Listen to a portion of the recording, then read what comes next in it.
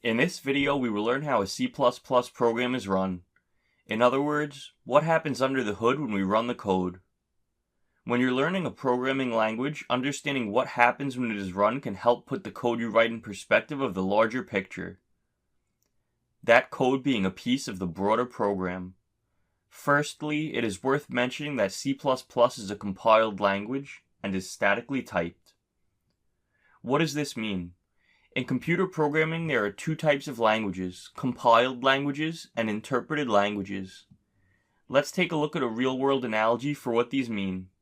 If there is a book that is in another language, one you are not familiar with, there are two ways for you to understand the information in the book. One is to get a copy translated into the language you understand.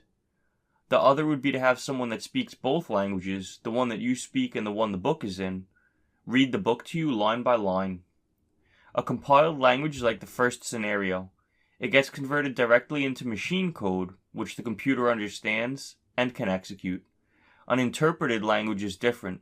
It gets run through a program called an interpreter that translates it into machine code line by line. The fact that C++ is a compiled language means that when we run the code, it gets compiled into machine code that is directly executed on the machine and does not need an interpreter, the middleman, so to speak. Statically typed means that C++ variables are of a specific type.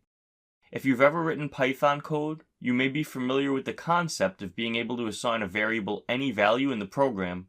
For example, a variable holding an integer could later hold a bool, etc. For this reason, we call Python a dynamically typed language. C++, in contrast, is statically typed. Now, let's understand what happens under the hood when a C++ program is run.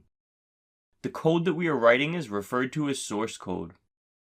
Each file of code that we write needs to get compiled, which means it gets translated into machine code, aka an object file. Since a program usually consists of multiple files, each of these becomes a separate object file.